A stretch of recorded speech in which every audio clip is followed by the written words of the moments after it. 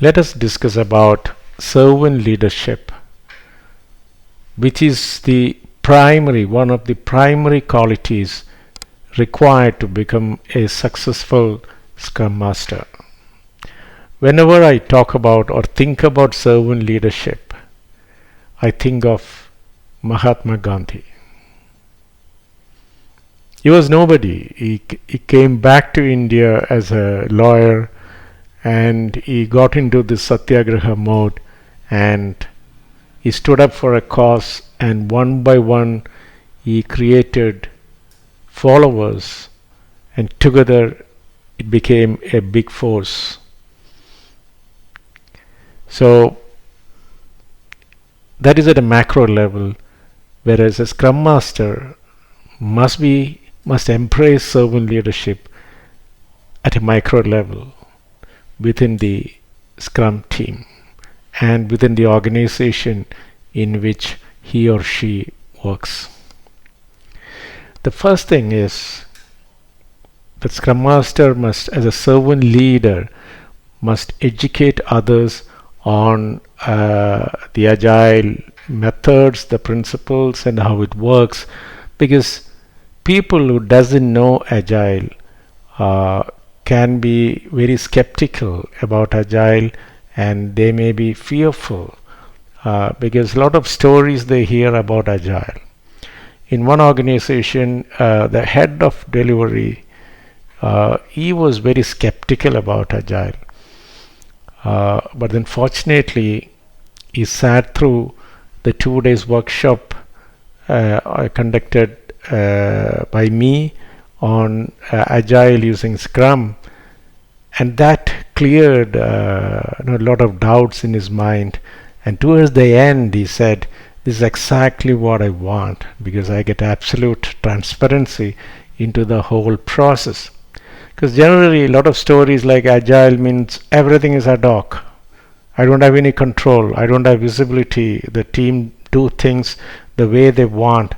This is all wrong. A person who really, once he or she understands Agile inside out and how it works, I'm sure that they will not oppose the Scrum implementation, and over a period of time they will become great supporters of Scrum. For that, the Scrum Master has this responsibility to go around and educate people on the right Scrum methodology. He must go around and explain the benefits. Then he or she must support the team continuously, because in Scrum, at the end of the sprint, the team has to deliver. So they are constantly under pressure. Every minute is precious for them. So unlike the waterfall, they are not under pressure whenever you approach the milestone, because here every day they are under pressure because of the daily stand-up meetings, and the sprint duration itself is very short. So things should happen. There is waiting time cannot be tolerated there. So whenever the teams highlight an issue which needs your support or intervention or escalation, you must be there for the team. It may be technical issues, because in one team it sounded very trivial, like the network connection is very slow. And when the Scrum Master goes to the infrastructure team, they say the concerned person is on leave for 2 days. And 2 days productivity loss for a 10-member team within a 30-day sprint, that has a major impact. So he cannot wait. So he immediately went to the next level in the hierarchy and got it solved for the team. So and plus continuously we must nurture the team members, help them to improve their capabilities by giving them feedbacks and directions and stuff like that. And one factor, don't forget to celebrate even small successes.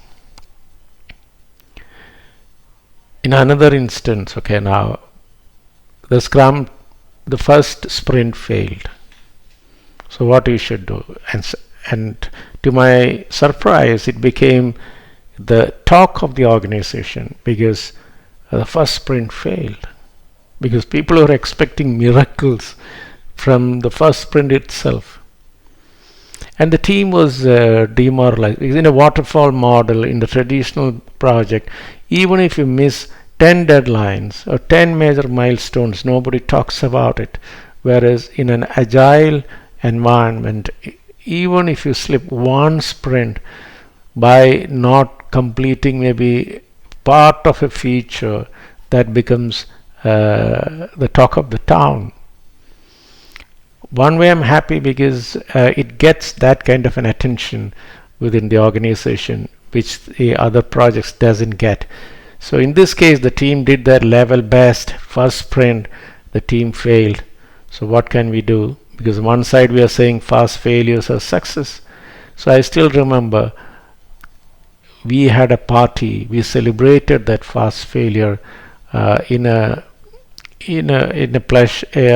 posh hotel. The entire team, we just trivialized that failure, and immediately after that, the subsequent sprints, the team bounced back, and in 2-3 sprints, it became a great team. So we must walk the talk. That is a critical job by the Scrum Master.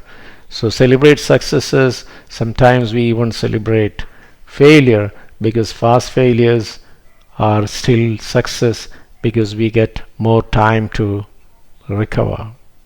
And sometimes Scrum Masters, or rather always, Scrum Masters should lead by example, because we are talking about 8-hour working days. So during that 8 hours, the team should not be disturbed by other things. And sometimes I see planning meetings and all dominated by other people who are very senior in the hierarchies. They try to manipulate and they try to use the Scrum system to push more things to the team. That is just abusing Scrum. And there is no mutual respect. So these things are not nice to discuss, but then that is reality.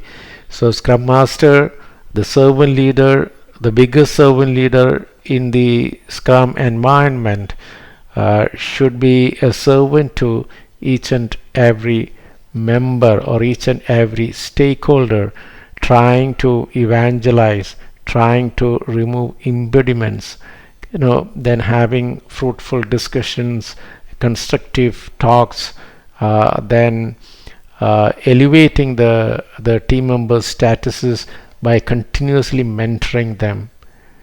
That is a great opportunity. When I transitioned from a project manager to a Scrum Master, maybe one book which really helped me was First Break All Rules by Marcus Buckingham. I repeat again, First Break All Rules. That is a great read for anybody wanting to be a servant leader. Because whether you follow Scrum or anything, if you want to excel as a lead or a manager in a high profile team, the only way out is be a servant leader and continuously add value to people, processes, and to the organization. Thank you very much.